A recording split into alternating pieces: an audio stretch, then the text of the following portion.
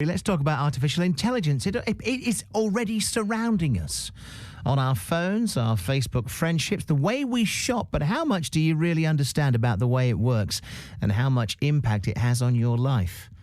Okay, be scared, be very scared, because Calum Chase is here and he's written a book called Surviving AI, a beginner's guide to what artificial intelligence is, how close it is, and what it will mean for all of us. Should we be scared, Calum? I'm not that scary, Nick. And no, we shouldn't be scared. We do need to be cautious. Artificial intelligence is incredibly powerful. It already is very impressive, and it's going to get much more so. There are some challenges, there are some downsides, but it has enormous potential for good. People will probably be surprised when I mention Facebook and your smartphones, but that is all part of artificial intelligence. Absolutely. The tech giants in the States, Google, Facebook, Apple, IBM, Microsoft, they are paying massive amounts of money to get the best AI talent, because AI is what drives all their businesses now. So when we think about artificial intelligence, I guess it's normally sci-fi programs, these movies. Is that realistic? Is that how it's going to be? Well, science fiction paints lots of different pictures of the future. Some of it is dystopian, like The Terminator. Some of it's quite good, like Her and Ian M. Banks's Culture series books. You know, there's a wide range of possible outcomes in science fiction, and there's a wide range of possible outcomes in real life too. Now, you studied here in Oxford, that's right, isn't it? Philosophy. That's right. I did PPE, so I did that at Oriel, where I discovered that philosophy is really science fiction without the fancy dress. Okay, so that kind of set you on this path. It did. I mean, I'd been reading science fiction since I was a young kid, but yes, I've always been fascinated by AI. But what really made me, I confess, fairly obsessive about it was in about 2000, I read a book by a chap called Ray Kurzweil, who's quite controversial. And reading that book made me realize that it's possible, by no means certain, but it's possible that we might create an artificial general intelligence, that's an AI with all the cognitive capabilities of a human, in my lifetime or the lifetime of my kids. How is that possible? Because I read, I think it was earlier this year, that the world's best computer modelled 1 second of human brain activity, and it took it 40 minutes. Yeah, that's right. That was one result. The short answer is exponential progress. Now, what that means is that computers get twice as powerful every 18 months. There's a thing called Moore's law, which is an observation rather than a law. And when you double something every period, it's phenomenally powerful. For instance, if you take 30 steps forward, you'll obviously travel about 30 yards. If you could take 30 exponential steps, so the first step is 1 yard, second step is 2 yards, third step is 4 yards, and fourth is 8, and so on, you'd get to the moon. In fact, the 29th step would take you to the moon, and the 30th step would bring you all the way back.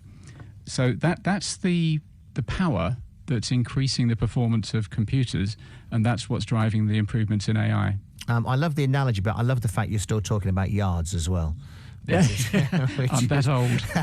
which is very amusing. Now, obviously, machinery has kind of taken over our lives. And let's not get that confused with artificial intelligence. There was a program I was on Panorama last night, talking about robots taking over our jobs. And obviously, for example, when the underground was first built, it was a load of men. And of course, now it's one big machine that requires, one man to push the start button. That isn't artificial intelligence, but it's kind of a step in the right direction. Yeah, it is. The automation that we've had in the past has been, broadly speaking, mechanization. It's done huge amounts of job replacement in agriculture and in factories. But we are now seeing, and it's already starting to happen in the sense that jobs are being replaced.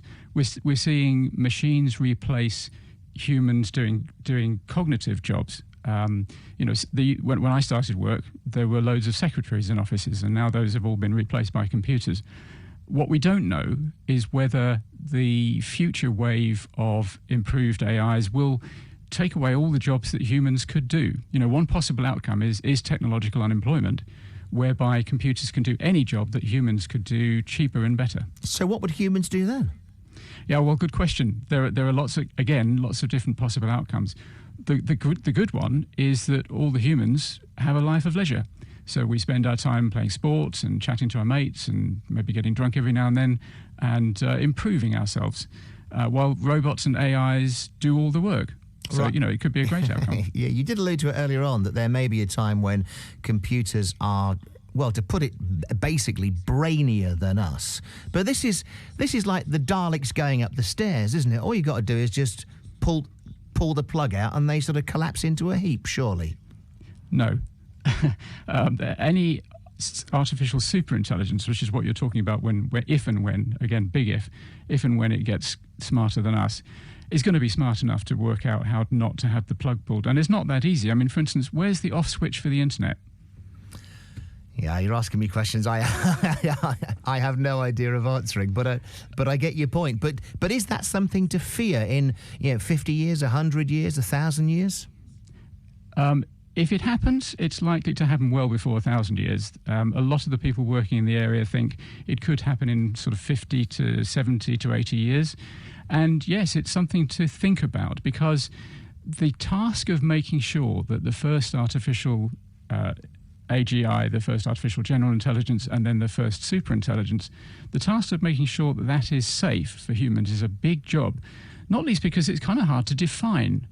What does good for humans mean? We've been debating that since the ancient Greeks, and the philosophy departments around the world aren't all making themselves redundant. So it's a big job. We need a lot of smart people working on it. It started. It will take us decades probably to sort it out. But that's why it's great that the BBC's doing this Artificial Intelligence Week, or Machine Intelligence Week that they're calling it, because we need people to be thinking and talking about this problem. It's a big problem. We need to address it. All right. Well, hopefully it'll be a few years before, an artificial intelligence could interview a human about a book called Surviving AI. So I think my job is safe. I think your job is safe for a little while, Calum. And thank you very much indeed for joining us. Calum Chaith, the author of a book called Surviving AI.